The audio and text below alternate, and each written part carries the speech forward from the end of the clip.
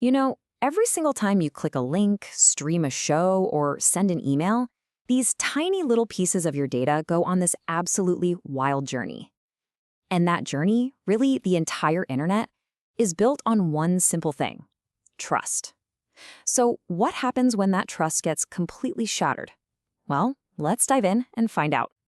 Yeah, you can think of it like a promise of perfect delivery that's made, I don't know, billions of times every single second. So in this explainer, we're going to meet the protocol that makes this incredible promise, and we're also going to see how its greatest strength is also its most dangerous flaw.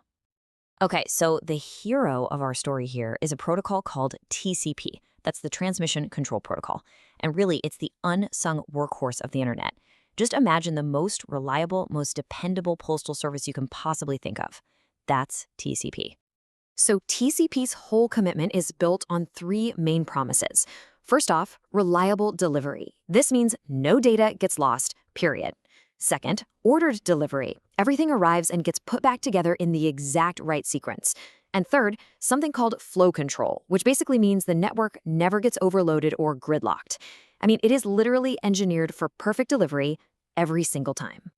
But before TCP can start working all its magic, two computers have to, well, formally introduce themselves.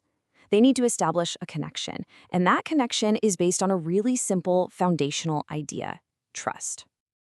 All right, to really see how this all works, let's kind of zoom out and look at the whole digital highway.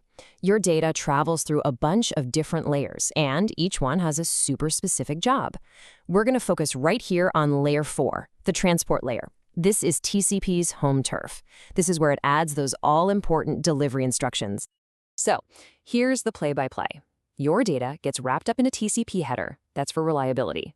Then, it gets an IP header for routing, to know where it's going. And finally, a frame header for the local network. It becomes this neat, tidy, self-contained packet. And it's that TCP part that makes the whole thing traceable and so incredibly dependable. And this whole thing kicks off with a process called the three-way handshake. Now, this is more than just some technical step, okay? It's really a ritual of trust. You can think of it as a polite little conversation to make sure both computers are actually there, they're ready, and they're listening. It's a super simple three-step chat. It goes like this. First, the client sends a SYN, or a synchronized packet. It's basically saying, hey, can we connect? The server then replies with a SYN-ACK, which stands for Synchronize Acknowledge, and it's basically saying, yep, I hear you, I'm ready too. And then finally, the client sends one last ACK, or acknowledge packet, just to confirm. And boom, connection established. See? It's a conversation that is built entirely on the assumption of good faith. And that assumption, that implicit trust, well, that's exactly where our story takes a bit of a dark turn. Because this beautiful, super reliable system, it has a hidden vulnerability right at its very core. So the really crucial thing to get here is that TCP was born in a totally different era. I mean, the early internet was this small, kind of cozy academic community where pretty much everyone trusted each other. The protocol was designed for reliability and cooperation, not for fending off malicious attacks. Security just wasn't really on the radar. And this quote, it just says it all, right? The very thing that makes TCP so cooperative and efficient, this built-in assumption of trust, is the exact same thing that makes it so incredibly vulnerable. Okay, so this is where the villains enter the picture. Let's take a look at a few of the classic attacks that are designed specifically to exploit TCP's polite, trusting nature. First up, we have the SYN flood. Remember that polite little handshake we talked about? Well, an attacker can totally exploit it.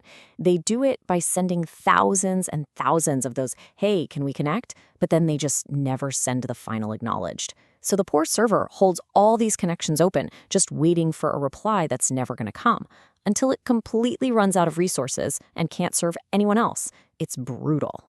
Next on the list is session hijacking. This one exploits two really big weaknesses: unencrypted connections and predictable packet numbering. So an attacker can literally just eavesdrop on a session, figure out the next packet number, and then create a fake packet to kick the real user out and just take their place. It's basically a digital imposter attack, and it's only possible because of how transparent TCP is. And then you have a TCP reset attack, which is, well, it's even more blunt. The attacker just creates a fake reset packet that looks like it came from one of the people in the conversation. It's basically the digital equivalent of someone just grabbing your phone and shouting, "Goodbye," into it, causing both sides to hang up immediately. Connection terminated. And look, the attacker's toolkit is just huge. From predicting the sequence of packets to get a head start, to literally inserting themselves right in the middle of a connection, attackers have found countless ways to turn TCP's predictable, trusting behavior into a powerful weapon. So this all brings us to a really huge question. If this protocol is so flawed, so vulnerable, why in the world is it still the foundation of pretty much everything we do online? Well, this is what we call the Great TCP Paradox. And the paradox is actually pretty simple. On the one hand, TCP's strengths are the very reason the internet even works. It's incredibly reliable, it guarantees order, and it is everywhere. But on the other hand, its flaws are baked right into the design. We're talking no built-in encryption, predictable patterns, and this inherent vulnerability to denial-of-service attacks. Really, it all boils down to this one idea. The genius of TCP is that it just works. It's so good at what it does. But its vulnerability is that it only works by trusting everyone by default. You see, it was designed to deliver a message, not to protect what's inside it. So here's the solution to the paradox. We don't actually replace TCP. Instead, we build on top of it.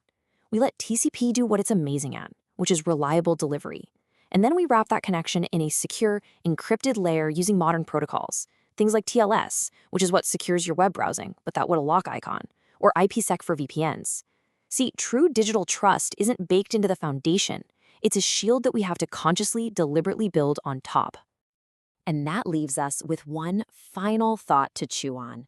We have built our entire modern and, let's be honest, often dangerous digital world on a protocol that was designed for a much friendlier, more cooperative time.